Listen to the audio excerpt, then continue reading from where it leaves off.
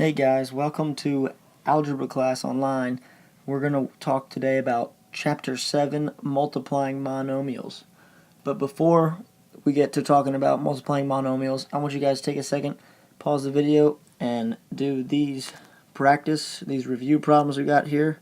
Alright, and when you get back, we'll talk about what it means to multiply a monomial. Alright, so go ahead and pause now. And when you're done, come back. Alright, welcome back. Hope you guys did well on those. If you have any questions about them, we can talk about them in class tomorrow, so just don't worry about them and feel free to bring them up, okay? We're going to talk about a monomial. So what is a monomial? Well, it can be a number, a variable, or the product of a variable or a number, or multiple variables and numbers, okay? But the main thing to remember is that a monomial has one term, okay? And some of you may be thinking, well, what in the world's a term? A term is anything that we have in our equation that is separated by a plus or a minus sign. Okay, so let's look at our examples below and see if they are monomials. Alright, so our first one here, we can immediately see that there's a negative sign here in between what looks like two different terms, right? So we already know that this one is not going to be a monomial because it's separated by a plus, or separated by a negative sign, right? How about for our next one, if we have 3/4, we have a fraction there, okay? Well, that one is going to be a monomial because it has a constant in the denominator. Alright? Since we have a constant in the denominator, 4, we can say that, yes, this is a monomial. Okay?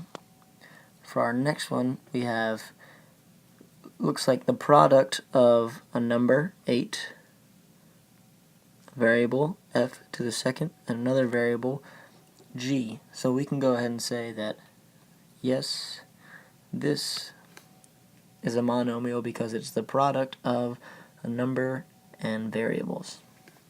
And for our last example, we have another fraction, but this time, if you look in the bottom, the denominator, we have a variable there. And since it's not a constant and it's a variable, we can go ahead and say that no, this is not a monomial. Okay? Now that we know what a monomial is, we're going to take a closer look at one of our key concepts when we have the product of powers. So when we say the product of powers, if we're multiplying them together, then we're going to add their exponents as long as they have the same base. Okay, that's an important thing to remember. So if we have this exponent a to the m times a to the p, then look what they did there. They just added the exponents together, m plus p. So let's take a look down at our example problem and see if we can simplify those. Alright, so we've got the variable r, another r there, and we have negative 12 in front of the r, and we have a 1 is going to be in front of this first variable. So we're going to multiply the r's together, and we're going to multiply the negative 12 and the 1 that we know is there, but we just can't see it. So 1 times negative 12 is going to give us negative 12. And then r to the 4th times r to the 7th, we're going to add the exponents together, and we will end up getting negative 12 r to the 11th, because 4 plus 7 is 11. Okay, so let's take a look at our next example. We've got the coefficients here are going to be 6 and a 5 will multiply together. We're going to multiply our c's together, and we're going to multiply our d's together. Okay, so for our coefficients, we have 6 times 5, for our first variable, we have c to the first, right, times c to the fifth. And for our d variable, we have d to the fifth times d to the second. Okay, so these are all products here, and we're going to add the exponents together. So for our first, we have 6 times 5 is going to give us 30. C to the first times c to the fifth. We're going to add the exponents. 5 plus 1 gives us c to the sixth.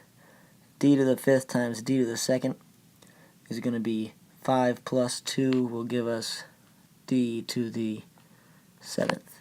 Okay, and that will be the most simplified we can make this equation. Okay, so let's take a look at the top of the next. Let you guys work on number 3 and number 4 on your own, and we will talk about those in class tomorrow.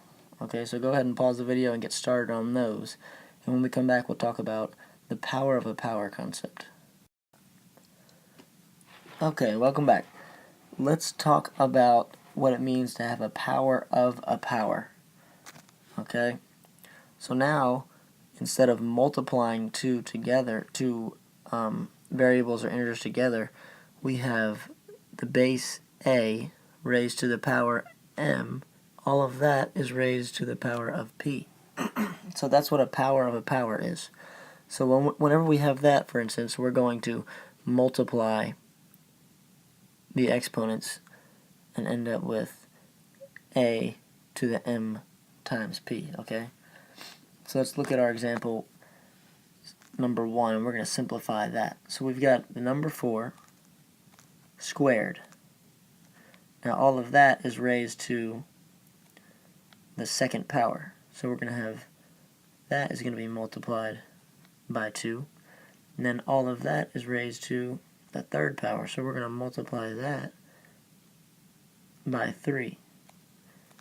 Then we're just going to simply multiply each of those out. And we'll get 2 times 2 is 4. 4 times 3 is 12.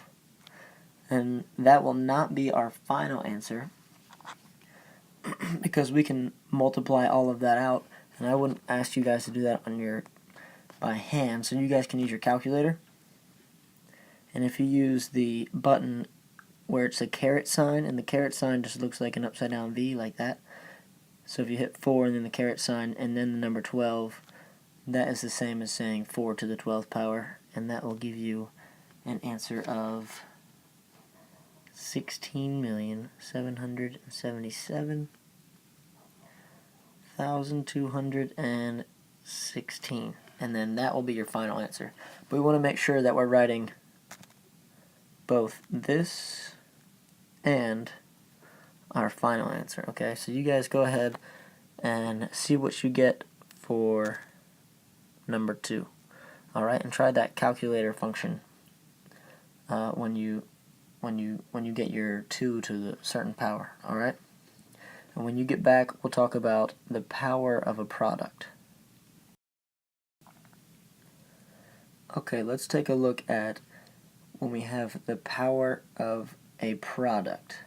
Okay, so what we're saying by that is, if you look at our example here, we have a times b, which is a product, and that is raised to the power of m. Okay, so what happens here is we're just putting the m on the a, and we're putting the m on the b as well, and we end up with a to the m times b to the m. Okay, pretty simple, right? So let's take a look at our first example. It looks a little more complicated than a times b to the m, right? But what we have here is just a product. We have 8 times g to the third times h to the fourth. All of that is raised to the second power. So what are we going to do? We're going to put the 2 with the 8, we're going to put the 2 with the g, we're going to put the 2 with the h to the fourth. Okay? So I'm just going to go ahead and do this first step, but we're going to keep it all in parentheses. So we have 8 to the second, g to the third raised to the second, so that's a power to a power, right? So we're going to multiply those, so we have g to the 6th, then we have h to the 4th raised to the second power is going to be h to the 8th, because we multiply, it's raised to the power. Alright, now we got to remember we have all of that, but it's still raised to the second power again. Okay, so we still have 1, 2 hanging out right here. But before we get onto that, I'm going to do the same thing with our 4 in this part of the problem. So we've got 2 to the 4th, g to the 4th, and h to the 5th times 4 is going to be 20. So we got h to the 20th. Alright, so for the next step, we're going to do the same thing with that 2 that we still have hanging out. So we're going to take this 2, we're going to put it on the 8 squared, the g to the 6th, and the h to the 8th. Okay, so we're going to have 8 squared to the second power is going to give us 2 times 2 is 4, 8 to the 4th. G to the 6th raised to the second power is going to give us g to the 12th. H to the 8th raised to the second power is going to give us h to the 16th. Alright, we have all of that still to multiply by 2 to the 4th times g to the 4th times h to the 20th. Okay, so now we're going to multiply our constants, our g variable and our h variable, to get our final answer. So 8 to the 4th, I've already done that on my calculator, and that is the same as 4,096. So 8 to the 4th is 4,096, and 2 to the 4th is the same as 16. Okay, so we're just going to multiply those together, and that will give us our final answer for the coefficients of 65,536. Okay, then we have g to the 12th times g to the 4th. So there we have, we're multiplying those together, right? So we're going to add the exponents. So we get g to the 12 plus 4 is 16th. We're going to do the same with h. H to the 16th times h to the 20th will give us h to the 36th. And that there is going to be our final answer. Alright? So I want you to go ahead and give number 2 a shot on your own, and we can talk about that one in class tomorrow. Okay, let's see how all this power information is important and can be used today. If somebody were to ask us to find the volume of a cube with the side length 5xyz, well, we can use the rules that we just learned to find the answer for that. So the volume of a cube, which we can talk about in class if you have a question, what that means is going to be the side length cubed. Alright, so all we need here is, what's the side length, and we can solve this, right? Well, the side length is 5xyz. So now we just do substitution, and we can find what the volume of the cube is. So I'm going to substitute that in for s to find the volume. So we're just going to raise it to the third power. And we can use our power of a product rule. We're going to put the 3 on each of these in here, and we'll get our final answer. Okay, so our volume is going to be